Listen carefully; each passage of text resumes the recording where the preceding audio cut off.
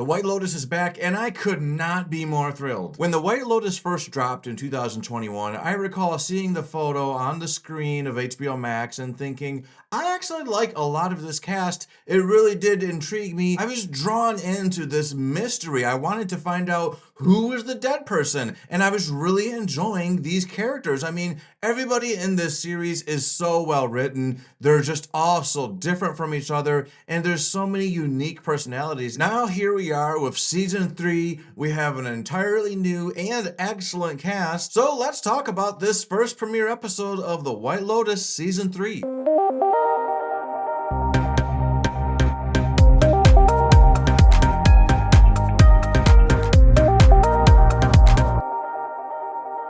One of the things I was most excited to see with this third season was what was going to be the opening credits song, because I fell in love immediately with the opening credits to the first season. And then when the second season came out, I was like, I just didn't immediately love it, but now I am in love with that theme as well. It takes me a bit to get used to the change because I am a creature of habit. So far, I think I will grow to like the theme of this third season, but just like the second season's theme, it didn't immediately grab me. I feel like for sure by the end of this series, I'm going to be addicted to that opening song as well as the whole score. The composer for this series is an excellent composer, and his music is just awesome. This new cast has some truly terrific actors that I am a big fan of. We've got Carrie Coon, Walton Goggins, Jason Isaacs, Michelle Monaghan, Aimee Lou Wood from Sex Education on Netflix. This girl is an excellent actress. It's really cool to see that she's in such a big mainstream series now, because Sex Ed, it was kind of a smaller scope. It didn't get a ton of attention, but it really should have, and I'm glad that someone is coming out of that series with a big role.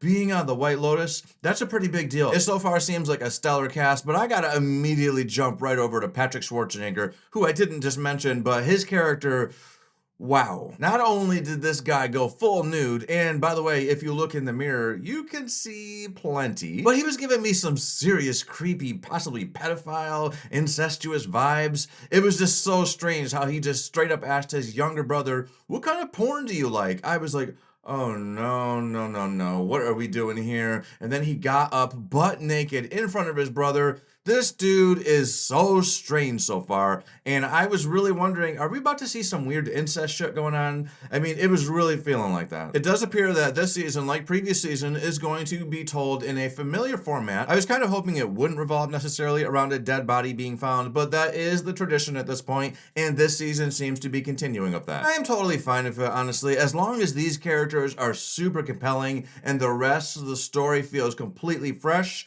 Then who cares if it has a MacGuffin? We have Belinda, the woman who ran the spa that Jennifer Coolidge just fell in love with. She even offered to help her buy her own spa and start her own business, and then she backed out of that. But yeah, she's back. It appears that she's here to learn some new skills that she's going to eventually bring back to the Maui White Lotus location. So we've got her, and then we've got the son of a bitch, Greg. You know, that piece of shit that hired a bunch of gay guys to kill Jennifer Coolidge so he could take her money. It's unclear why he's in Thailand, but him being here cannot be a good thing, that's for sure. And it's quite likely that he is connected to those gunshots that we heard in the opening scene. I have questions. Did he get the money? Is he truly here on vacation? Or is he just here to scam yet another innocent woman? Greg is kind of becoming a series constant. I would say at this point, he is the thread that ties these seasons together, and you could almost call him the overarching villain of this series. Anthology series usually don't do stuff like that, which is why, yes, it's technically considered an anthology,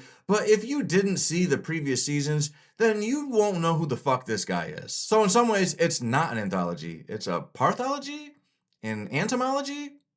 Who the fuck knows? It's something. When this episode ended, I found myself thinking about the conversation Jason Isaacs has with his wife in the end of this episode. He says that Walton Goggins was outside and he was an asshole.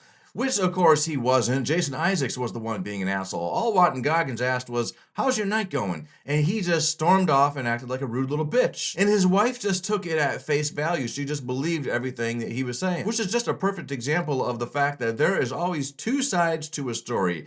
He says that this guy was being an asshole. This guy was not being an asshole. Don't just listen to what this guy says and just assume that it's all true. And that can be applied to any aspect of life. There's always two sides to the story. Do your investigations. Who here gets the vibe that Carrie Coon is not doing as well as the two friends that she's here on vacation with? You can tell she's feeling a bit at odds with how different her life is compared to them. Who knows if she can even afford this trip? Meanwhile, one friend is a famous actor and the other a wife of a rich CEO. As someone who's also not achieved nearly as much as the people around me, I can really connect to that feeling of being on the outside of the people that you're around. And who better to play a role like this than Carrie Coon? When the role requires a lot of range, this is a great actor to pick. I'm looking forward to the rest of the season. I want to get to the juicy mystery. Who is the body? Who's getting shot? Why is Greg at this place? And is Patrick Schwarzenegger going to stay a creep, or will he eventually calm the fuck down? Because so far, this guy is 100% thinking with his dick. It's kind of funny, actually. He's clearly hot, he's muscular, he's everything guys think women want, but he's getting nothing but cold shoulders in this first episode, and I love to see it. It serves him right. It's not all about muscles, you thirsty slut. So what did you guys think of the season 3 premiere of The White Lotus? Put your thoughts in the comments. And if you liked this video, please hit the like button. And if you want to hear more recaps, more summaries, reviews, anything like that, then subscribe to this channel. Later.